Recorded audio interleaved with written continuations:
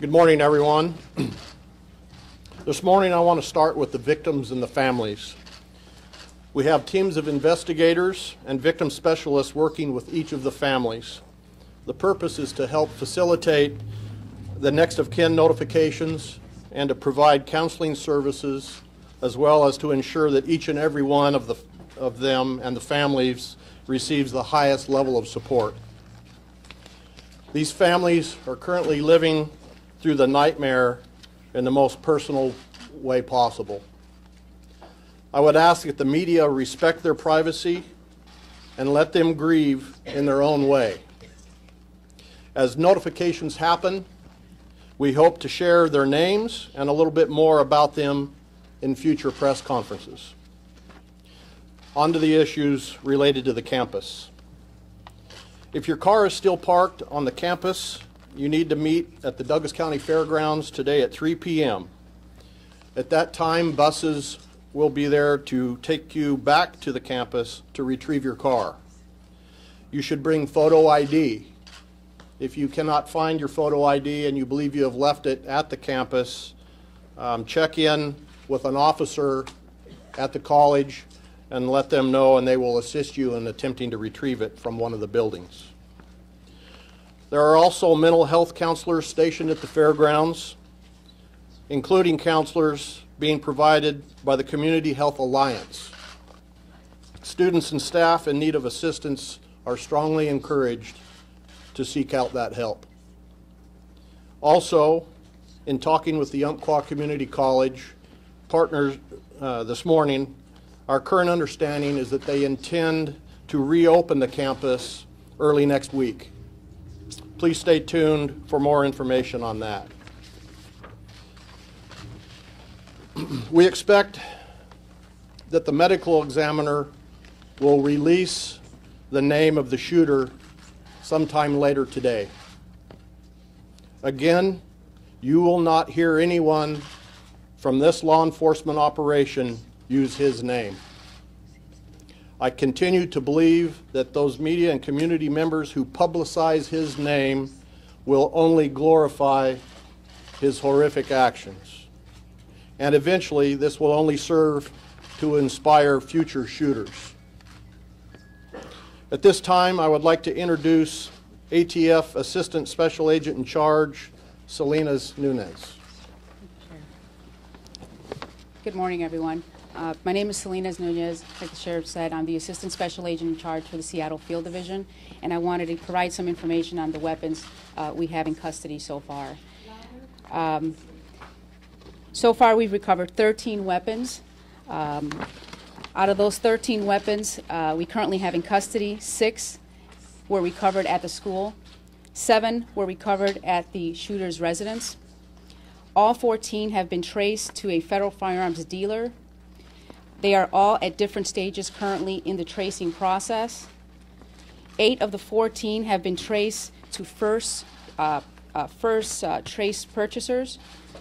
7 have been purchased by the shooter or a family member, all within the last 3 years. In addition to the weapons recovered, we also were able to recover a flank jacket. Was recovered lying next to the rifle at the school. The jacket had steel plates along with 5 magazines. An additional amount of ammunition was also recovered at the apartment.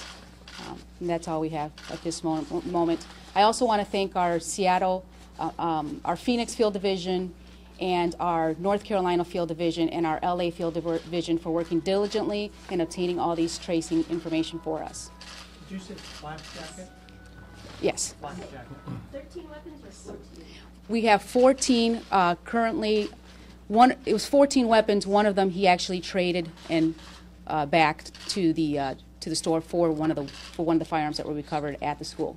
Did you find all 13 or 14 at the school, or was this? No. 6 were recovered at the school, and 7 were recovered at his residence. Were all of them purchased legally? They were all purchased legally, yes. Were they purchased locally?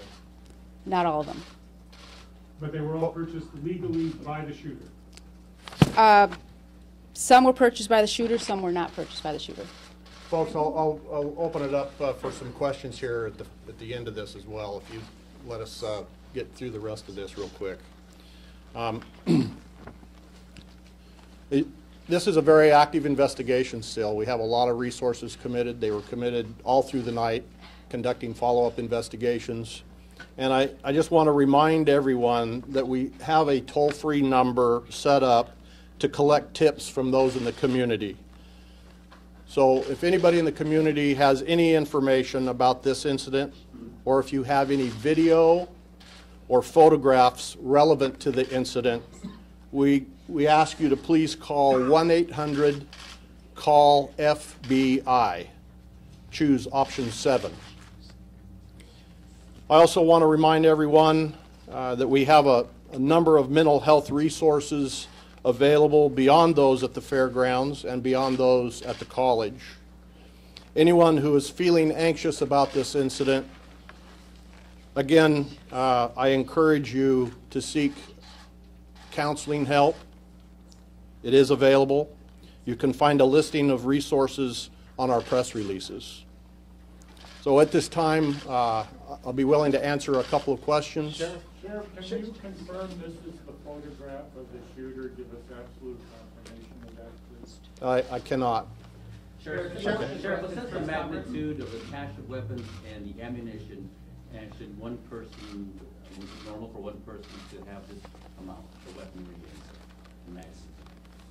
In Oregon, I mean, this is a hunting state, and firearms are popular in most households, yes. Sheriff, what's the connection with the shooter at the school? That I do not know. That is part of the investigation that's ongoing. We don't have information on that. Have there been any notes recovered? There have also been reports suggesting that perhaps the gunman gave someone a flash drive with information. Any information about either of those two things? Again, you know, we are in the middle of this investigation, and any information pertaining to that, it would be irresponsible of me to comment at this time. Because they were Christian. Can you confirm the number of fatalities at this moment? The number, I'm sorry. Fatalities.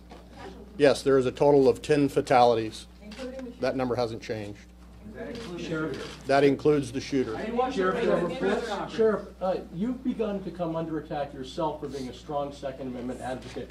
How do you feel about the politicalization of this tragedy?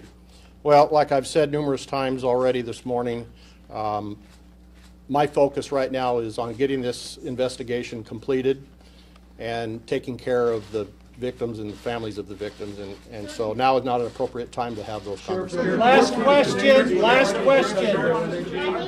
The shooter, it would certainly make it much easier for us to focus on the victims if we knew who some of the victims were. You must have notified some next of kin now. Surely you could release some of those names. Regarding the name of the shooter? No, the names of victims. If you want us to focus on the victims, we have to know who the victims are. Right. Could you name them now? Name some of them, those who you've been able to identify next of kin. I cannot. As I have mentioned before, this is a mass casualty incident, and there's protocols in place that require that those notifications be authorized by the Oregon State Medical Examiner's Office, and we hope that those notifications will come hopefully by the end of today. But at this particular point in time, I am not able to answer that. No more questions. The gun dealer is locally. No more questions. Sheriff, why does this keep happening in America? Why does this keep happening here? Can you confirm which shift we're targeting? No more questions, please. I have some information for those of you in this room that you need to know.